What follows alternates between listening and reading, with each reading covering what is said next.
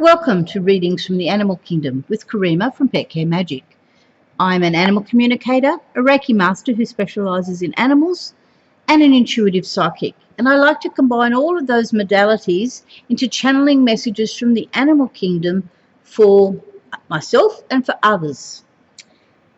We live within a community of not only people, but a community of many, many wild animals, as well as many domesticated animals. You might have dogs or cats or fish or birds or rats or mice or whatever in your home, tarantulas, if that's the sort of animal you love, in your home. But then there's also a huge number of animals outside of your home, from big to small, up in the sky, down in the earth, even under the earth, in the trees, right around us. And all of those animals at any particular point in time may or may not have a message for you. And I'm going to invite you through these readings done every week on a Sunday, hopefully, to listen to that message, take what resonates for you, and open up your way of thinking over the following week into how that message does or doesn't fit into your life. It's okay if it doesn't. It's okay if only some of it does. That is 100% up to you. The animal kingdom has no egos. They don't mind. They just hang around out there, and if they're given an opportunity to communicate a message, they will. Each week will have a particular theme to it. Before I start the reading, I will meditate on what animal I think has the overarching message for that week. And I will then choose which of the numerous animal-themed decks I have to work out which deck I will be using for that reading. The overriding animal energy for today's reading, excuse me, I've just got something in my throat, is the red-bellied black snake. Red-bellied black snakes, I'm pretty sure they're native to Australia. They're one of our key venomous snakes, although having said that, I mean, I've lived with red-bellied blacks now for the best part of, 30 years here, 5 years in Courage, 23 years here, 7 years in Courage, that's 30, and another 5 years in Barara, and we probably had them down in North Manly where I was before that as well. So probably the best part of my life. And I've seen plenty, seen heaps. In Barara Heights, when we lived there, the cats used to go and get them out of the bush. And one day, one cat brought up and sort of clubbed this, unbeknownst to me. I didn't see her do it. I didn't find out until a while later. In fact, I didn't find out till after I'd been walking past this half dead and very angry red-bellied black snake sitting next to the wheel of one of my cars for hours. And in numerous occasions, I've had dogs and cats interact with them, and unfortunately, the dog and the cat comes off much better than does the red-bellied black. So they're venomous, but they're very, what's the word? They're a very laid back snake, as distinct from the brown snakes that we get around here. Whereas if you come across a brown, they will strike at you. They can strike up to about 6 or more than that, but up to at least 6 or 7 feet in height. So they rear up and they will attack you. Red bellies won't. They'll just sit there and go, oh, go away, will you? I'm just, I'm fine here. We had a lot of them at Kurrajong when we were out there. We had a back paddock that didn't get used very often, and it bordered back onto the bush. And you could guarantee if you took the dogs down there for a walk, the dogs would flush a red-bellied out. And it literally would be curled into a circle near the tree, near the plant it was under. And so long as the dog didn't go it and you left it alone, it would leave you alone. And why the red-bellied black? It's because I did a lot of REM sleep last night. I tracked my sleep. And for most of the night, I was in REM sleep, and I was having lots and lots and lots and lots of dreams. And in one of those dreams, a red-bellied black snake clearly came out and said to me, I am your animal for tomorrow. Oh, all right. I didn't go into why, what that meant there last night, but I certainly remembered that and have put this energy as the key energy here for today.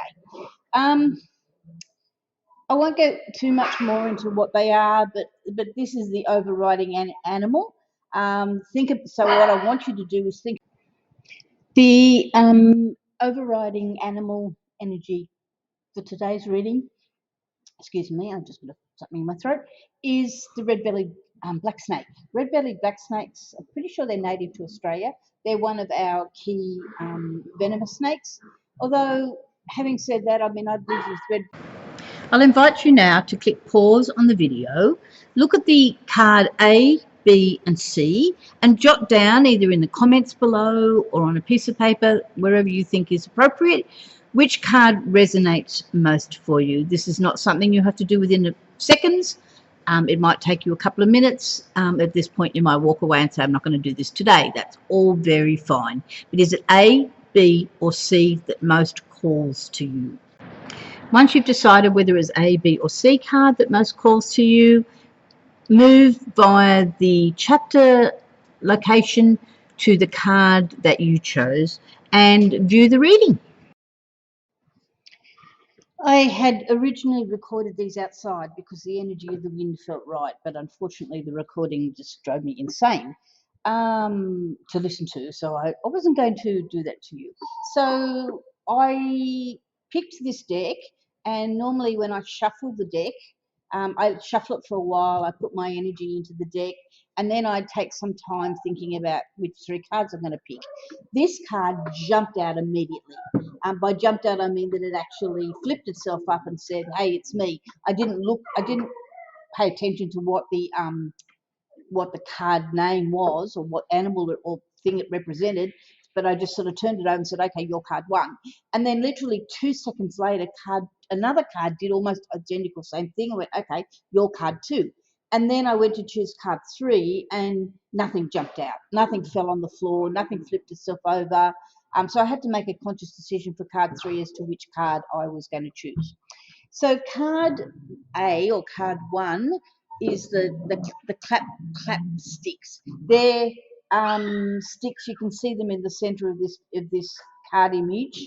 They're usually made out of wood, like native wood that's been picked from often a certain tree. Look, I am no First Nations expert, so I've seen these in use. I've seen them in shops, and I've seen them in places where they're used, but I don't know a terrible much about how they're made or the history behind them. But I do know that you see them used quite a lot in the making of sounds for corroborees.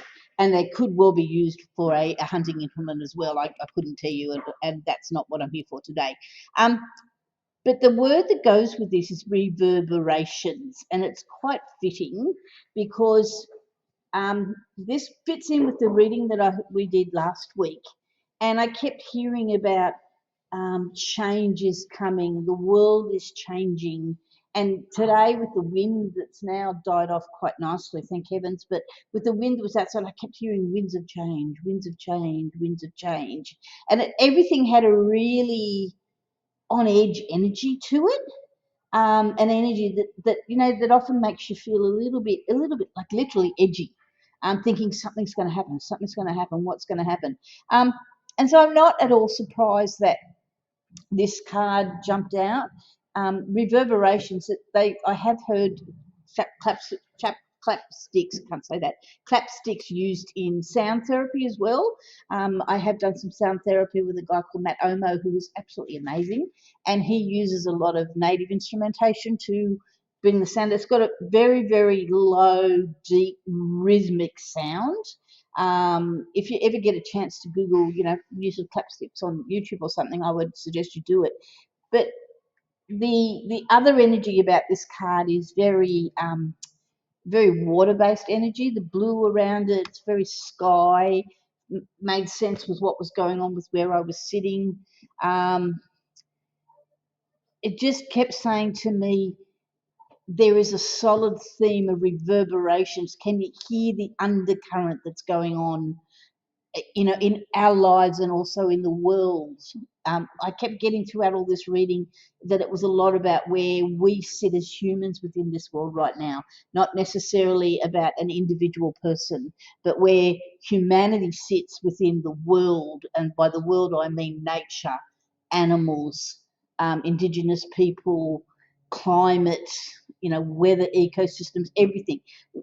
Where we sit in the biosphere that is the world.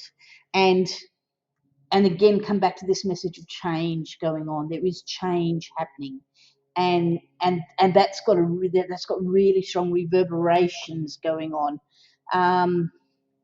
And I think that's the sort of main thing that I was getting out of this card here. So card B is a really, really large fig tree, and immediately it took me back to a memory from my childhood where we had these huge big Moreton Bay figs. They're a tree that we see quite a lot, particularly here on the east coast of Australia. They're very, very ancient trees. They carry, in my belief, a lot of ancient tree wisdom. They have seen a lot of change. This particular big one in school was in our high school I went to. It was a Catholic high school run by nuns, and the nuns monastery, I think it was, not quite a monastery, whatever the nuns call them, was on one side of this tree, and then there was a big quadrangle with this huge big Moreton Bay fig that was probably at least 200 years old, and then one of the main buildings of the school. And they're beautiful trees. They're absolutely beautiful. They are solid, absolutely solid. They make fantastic climbing trees. Of course, we weren't allowed to climb them in high school. But whenever I've been in a place with these big old Moreton Bay figs, and you see a lot of them here on the east coast, they're amazing. They're a tree where you could climb up in them, find a really comfortable seat within them, and meditate or think or draw or commune with nature, whatever. And I did a lot of that as a child. They've got incredibly deep root systems that go down and down and down and down and down. Because they are such ancient trees, there's probably more of them below the ground than there is above the ground. And this tree is very, very, very resonant of what you see. But what I'm seeing in this tree is quite a lot of new growth. It's obviously a very ancient tree. These trees weather a lot of storms. It takes an incredibly, amazingly big storm, like cyclonic stuff, to uproot one of these guys. And you don't often see it. I have seen it on occasions, but it's pretty rare. Normally they can take a lot. But I'm seeing a lot of new growth on this tree. What I'm also hearing from the tree is ground yourself. Be sure to be down and spread your roots out and center yourself in the ground.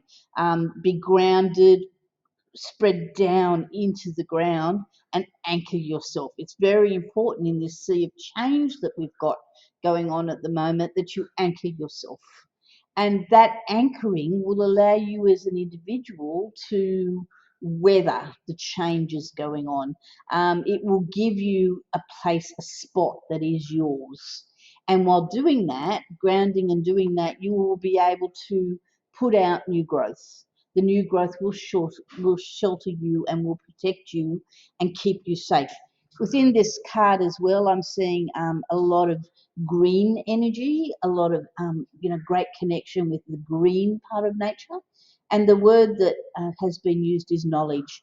These trees are a repository of so much knowledge. Knowledge of the land, knowledge of the weather, knowledge of people, knowledge of the biosphere around them. They have seen so much come and go. These guys are the old man of the tree world.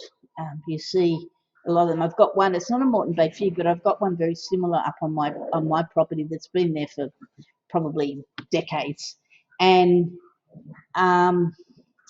they're very important. These big old trees are very important in the First Nations culture because they are often they were the shade trees. They were the trees under which they gathered. They were often probably the trees under which they sheltered as well, to keep themselves safe from bad storms. Pop up, that's enough. Come on, go pop up. And so this sort of resonates back with the picture we've got going on with this reading here today. The knowledge that you will gain by staying grounded and grounded within the earth. Find your spot within the earth and ground yourself there and stay safe, protected, and gain the knowledge that you get from there.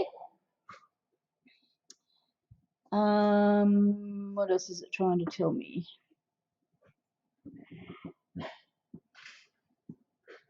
That's about all I'm getting from this tree right at the moment. So I really laughed when I saw card C. As what I typically do is I'm just finishing the reading for the previous card, and I will usually turn over the next card. And unfortunately, I can't reproduce it now, but when I did that, when I was doing this outside with all the wind, I actually started to giggle because I'm sitting there looking at this tree, contemplating all the great wisdom and the great knowledge that the tree had given me. And I put my hand down and I picked up the third card because I always lay the cards, card side down. So I don't preempt what is going to happen with the next card, with the card I'm previously reading. I like to come at it cold. And I sort of put my hand down, I turned it over and I glanced down, and lo and behold, here is Mr. Red-Bellied Black Snake. Honestly, I did not set this up. This is the card, you recall, this is the card that I had to consciously pick out of the deck when I was picking the three cards. So what I do is I have all the cards, face down with the backs up. I don't know what I'm picking. I shuffle them all around, and then and in this particular read, two cards jumped out at me. That was good. The third card, nothing jumped out at me. And I thought, oh, I don't know which card is calling me. And I picked that card and I put it down sight unseen. I put it down as the third card and went, okay, don't know what that is until I find out within the read. And like I just, honestly, you can't script these things. This is why I firmly believe in all this stuff. You might be a skeptic and say, well, this is garbage. Well, that's fine. But like these sorts of things happen so often. Last night, I had the dream about a red-bellied black snake. I chose the red-bellied black snake as the overall animal for this reading. And what comes up on the third card? The red-bellied black snake. Why did I pick this deck? This is the only deck I own that has a red-bellied black snake card in it. So why did I pick this deck? Clearly, the snake, I don't know whether this is snake consciousness together or just a particular red-bellied black snake. It really doesn't matter. What it means is that a red-bellied black snake, and I feel it's a male, it just has a male energy for me, is saying there's somehow I want to tie all this together for you. And that's exactly what happened.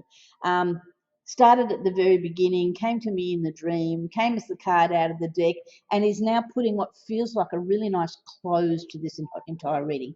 Normally within readings, I often say, pick A, B, or C that most resonates with you. Go and pick that and only listen to that one, and then go back and listen to the others if you feel so inclined.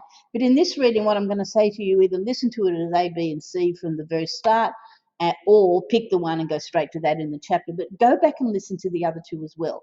Because within this reading, what's happened is there is a very, very consistent message coming out, and I believe that consistent message is being driven by Mr. Red-Belly Black.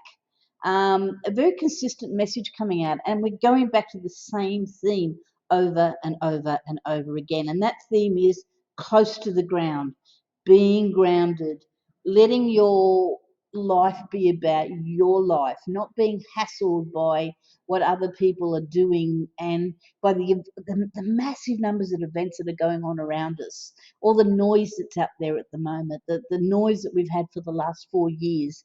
What I think everybody's saying, all the animals are saying within this reading today is, come back to your roots. Come back to where you feel most comfortable. And in the case of the red-bellied black, that is on the ground, quietly, unassumingly doing what they do, which is just hanging around out there, not being hassled by anybody, not hassling anybody else. If they end up in the wrong spot, it's generally a mistake, not deliberate on their part. They certainly don't come hunting for trouble. But they like to just move around quietly, calmly, unobtrusively. If you come across them, their attitude is, thank you, hello, have a nice day, leave me alone, I'm going about my business. This is a beautiful card. It's got four beautiful red-bellied blacks in the traditional dot painting of the First Nations people, the red background on the outside. We're still with the green, the little touch of water energy, the lots of the native green colour energy, and then a little bit of the red around the snake to really show how powerful a creature it is. In their own way, they're incredibly powerful creatures. Not a lot will take on a red-bellied unless you're counting my cats and dogs over the years. And the word that's sitting with this, yes, mister, it's okay. I know, mate, it's dark and your eyes are bothering you. I've got an old, very, very old dog who's blind, and when the light starts to go down, he gets a little bit toey if anything comes near him. And the word that's associated with card is independence. It's an interesting word. It's not interdependence, it's independence, which means I'm okay doing my own thing and you should be okay doing your own thing. And if our paths should meet, then we both have the right, you and I, to respect each other's independence, and to interact as we interact, and then both go our own ways. And I think, and it's interesting that this card was the card that made me choose it. I think maybe it's come as, and it's the third card. Usually when that happens is because there's still a message that needs to come out, or most often, and I think that's what's happening in this case, it wants to, Mr. Red Belly Black, I think, wants to reinforce the message that the other two gave and tie it all together for us and reinforce the theme of, you know, grounded, spread your roots down, stay close to the earth, think about a tree, it's very independent, and the music, so it's the rhythm of the earth running through independence and groundedness seems to be the noise coming through on this reading. It's been an eye-opening reading for me. I've only just gone back to doing these readings after many, many years of not doing so many of them. It's interesting that this has come together so quickly today, and I hope you've enjoyed them. I would welcome your comments, even your negative comments if you want to make them, that's fine by me. Put them on the video. And I invite you to think about what all this means for you. If it means nothing for you and you don't want to have anything to do with this sort of rubbish in your own minds, that's perfectly fine. Not a problem at all. But if you like what's happening with these, then I invite you to like and subscribe and hit the notification button, because I am going to attempt to do one every Sunday here in Australia, which means it's Saturday where you are overseas. And put them up on the YouTube channel where you can view them and have a look at them and take from them what you will. Thank you and for listening and for being here, and have a wonderful week, everybody. Thank you very much for being here with me today. I hope you found this enjoyable. It is for educational purposes only. If you do want a fuller reading, then I do those obviously online, so you can be anywhere in the world. Just go to petcaremagic.com and you will find the link to book a time to have a fuller animal reading. Please like, subscribe and hit the notification buttons if you want to be notified when I do more of these each week. Thank you, and I hope you all have a really great week.